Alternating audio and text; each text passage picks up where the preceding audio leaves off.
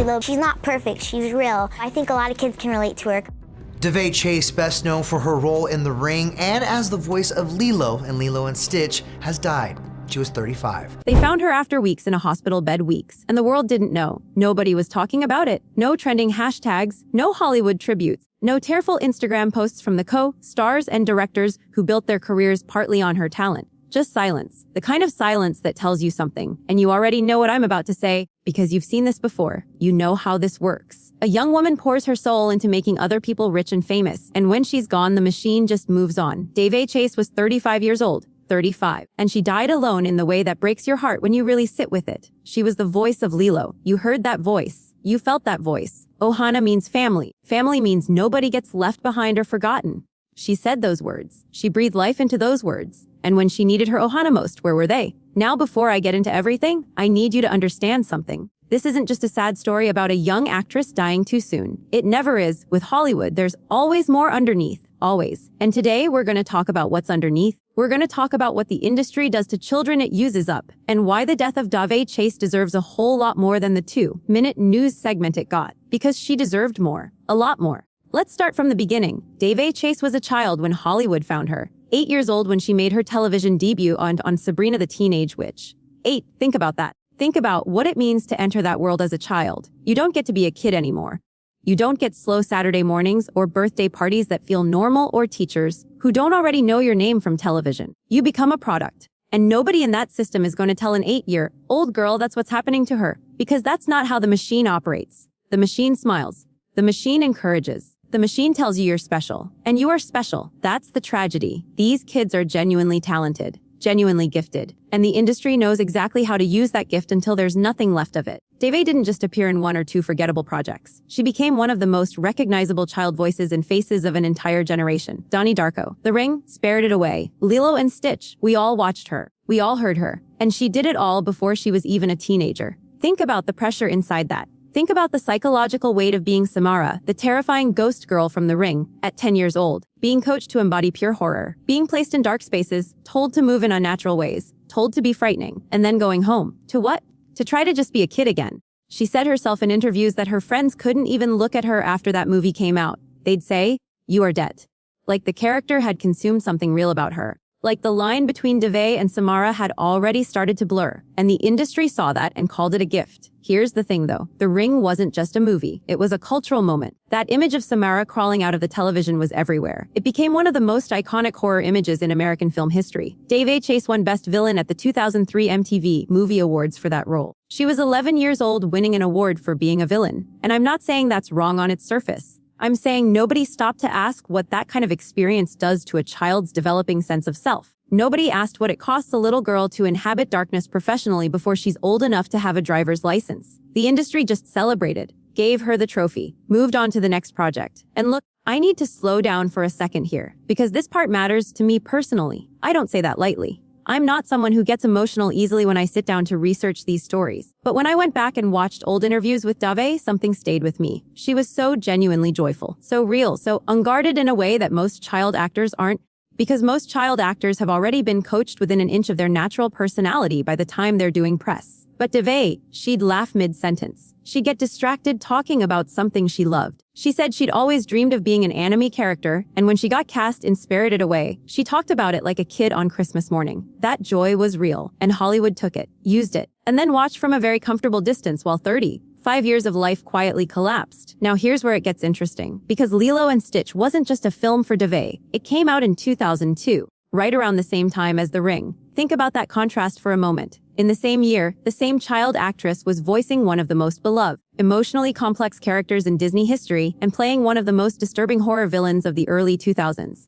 That's not normal. That range, that emotional range in a child, doesn't come from nowhere. And the industry that benefits from it has a responsibility. A responsibility they clearly didn't take seriously. Lilo was described by Daveigh herself as imperfect and real. She said a lot of kids could relate to Lilo. That's exactly right. Because Lilo wasn't the polished Disney princess. Lilo was the kid who didn't quite fit, who got left behind, who needed to be reminded that ohana means nobody gets forgotten. Did Daveigh see herself in Lilo? You have to wonder. You actually have to wonder about that. Because the story of a little girl who feels left out, who clings to something strange and wild because it's the only thing that makes her feel less alone. That's not just a cartoon. That's a real emotional truth. And the girl who gave Lilo her voice lived some version of that truth. And when it mattered most. When she was fighting for her life in a hospital bed with meningitis tearing through her body, the industry that had her voice echoing in millions of living rooms across America was nowhere. Nowhere. The GoFundMe set up by her boyfriend Roy Hernandez is the part that should make your blood run cold.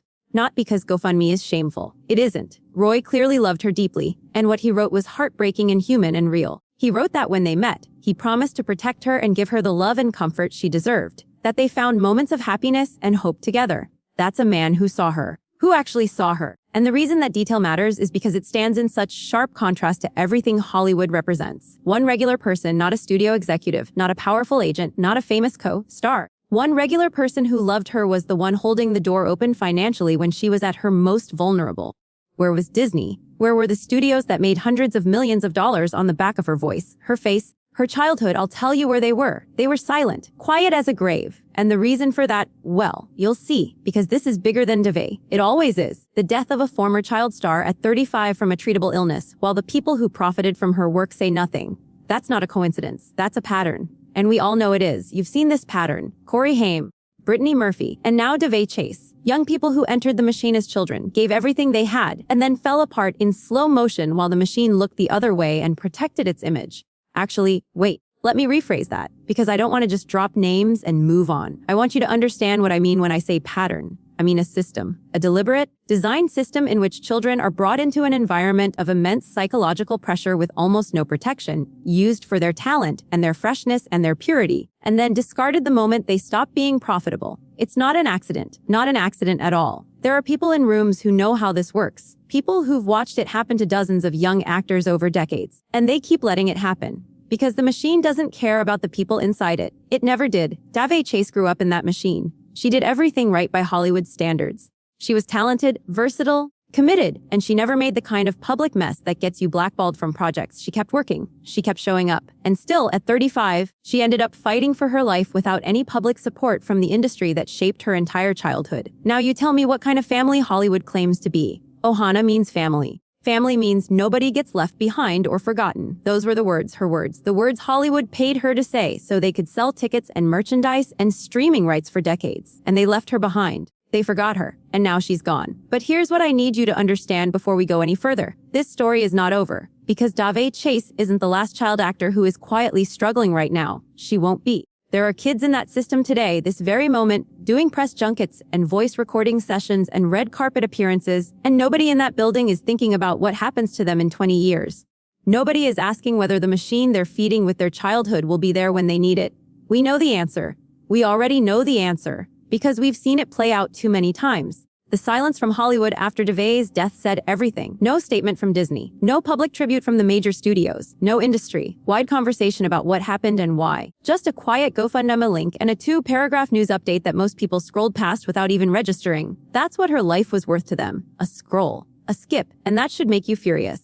Because she gave them so much more than that. She gave them Samara. She gave them Chihiro's voice in Spirited Away, the film that won an Academy Award, an Oscar, while Daveigh was still barely a teenager. She gave them Lilo's heart, that imperfect, real, complicated little girl who made an entire generation feel less alone. She gave them all of that, and she got silence in return. Now I'm going to ask you something, and I want you to really think about it before you answer. Because the answer matters. If the system that surrounds child actors in Hollywood was designed by people who genuinely cared about those children's well-being, what would it look like? Think about it. There would be mandatory mental health support that extends well past the last contract. There would be financial protections that don't evaporate when a child's commercial value fades. There would be industry figures who step forward publicly when a former child actor is in crisis. There would be an ohana. There'd be someone making sure nobody gets left behind. But that's not what exists. What exists is the opposite: silence, distance. Carefully managed public image and nothing else. And the reason that system exists the way it does isn't because nobody thought to build something better. It's because the people at the top of that system benefit from the current arrangement. They always have. A child actor with no safety net, no long-term support structure, no powerful advocates is easier to control, easier to discard, and less likely to speak up when things go wrong. And things go wrong constantly. We just don't hear about it until someone dies. Daveigh Chase died of meningitis and serious blood infections. That's what the report said. Weeks in the hospital, weeks of fighting. And when you think about what meningitis actually is, how aggressive it is, how it requires immediate and sustained medical intervention, you understand that this is not a story about someone who simply got sick. This is a story about a young woman whose access to that level of sustained care shouldn't have depended on a GoFundMe. A woman whose voice literally appears in one of the most commercially successful animated films ever made. A woman who gave her childhood to an industry worth billions, and the financial support network around her when she was dying was a crowdfunding page run by her boyfriend. I need you to sit with that, just for a moment, because it tells you everything about how this industry actually works versus how it presents itself. Roy Hernandez wrote that together they found moments of happiness and hope. And I believe him. I believe she found real love, real peace, real moments of being seen in her final chapter. And I'm grateful she had that. I genuinely am. But it doesn't make the rest of it okay. It doesn't erase the question of where everyone else was. Because here's the part nobody talks about. The studios will keep releasing Lilo and Stitch. The streaming platforms will keep collecting royalties on The Ring and Spirited Away.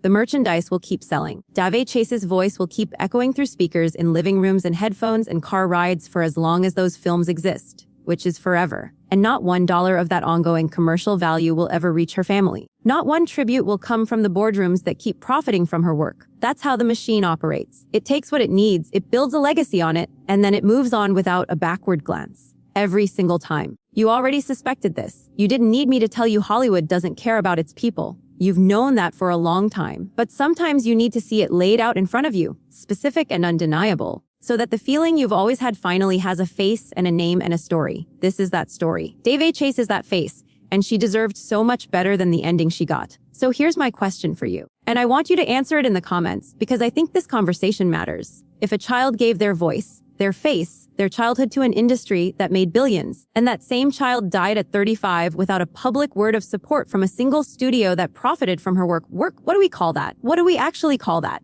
Because I've been sitting with this story for days now, and I still can't find a word for it that feels strong enough. Can you?